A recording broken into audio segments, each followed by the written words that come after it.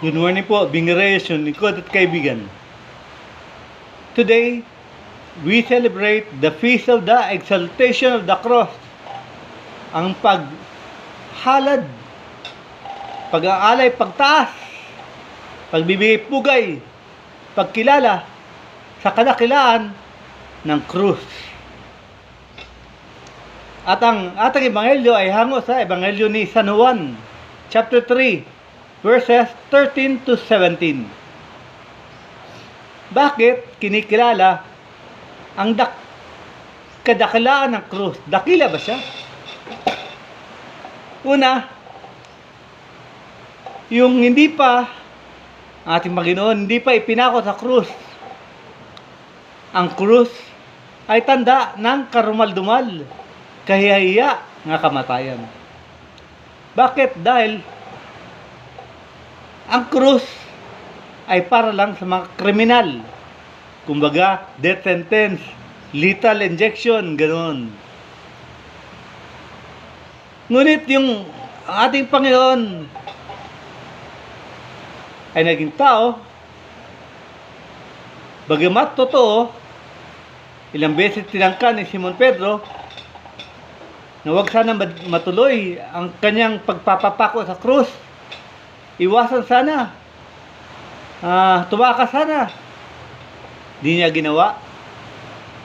Dahil ito ang nakatakda at ito ang kalooban ng Ama. Kaya siya kusa.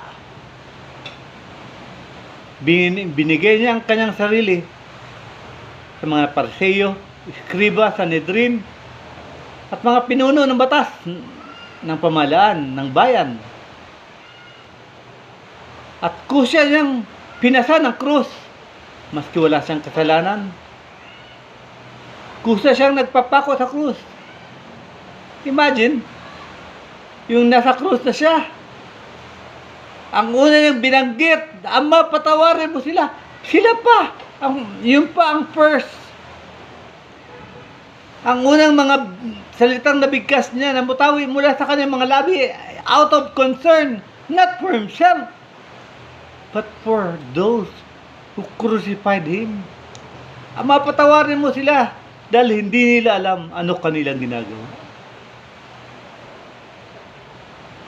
At simula yun, pagkamatay niya, at muli siyang nabuhay after 3 days, ang krus, hindi na siya tanda ng kriminal, hindi na siya tanda ng karumaldumal ng kamatayan. Siya na ang tanda ng kaligtasan. The cross has become the way to salvation. At ito ang ginawa ng ating Panginoon. Kaya, huwag tayo magtataka yung sinabi niya, if you want to follow me, you have to deny yourself, carry your cross, and follow me. Ibig sabihin sa buhay natin, bilang mga lingkod ng Diyos, automatic yun, may krus. May krus tayong papasanin. Para hindi masyado mabigat, dapat positive ang tingin natin sa krus. Nga ang krus ay hindi lang pabigat, kundi ang krus ay daan patungo sa kaligtasan. At sa ating pagpasa ng krus, hindi tayo nag-isa.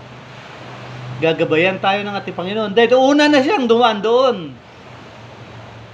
Kaya niya tayo gabayan. Kaya niya tayo bigyan ng lakas para mapasa ng ating krus. Kaya nga, sabi niya kapon, mapalad ang mga nagdurusa.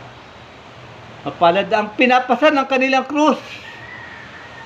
Dahil dakila ang inyong ganipala sa langit. Ang krus, dati karumaldumal, ngayon ay isang dakilang pamaraan patungo sa kaligtasan. Kaya dyan, 3:16, penuna 3:16, sabi niya, for God so loved the world, alam na natin lahat to, that He sent His only Son. Pero ang karugtong, John 3:16, 17, He sent His Son not to condemn, but to save us. Ayun naman pala. Kaya magalak tayo, matuwa. Dahil siya lang pakya sa pagparito natin, Panginoon. Masakit lang dahil nadusa siya. Masakit lang. Pero ang pinatay lang, katawang tao lang. Hindi ang kanyang pagka-Diyos. He came into this world. The Father sent His Son not to condemn, but to save us. That through Him, all those who will believe will be saved. Pumarito siya, hindi para husgahan tayo, hindi para parusahan tayo, kundi para iligtas tayo. Iligtas tayo, pero ang maliligtas lang yung mga naniniwala. Believe. Do not be afraid. Ano po to ang pinapasan ko? Napakabigat na, Panginoon. Do not be afraid. Believe. I will be with you till the end of time.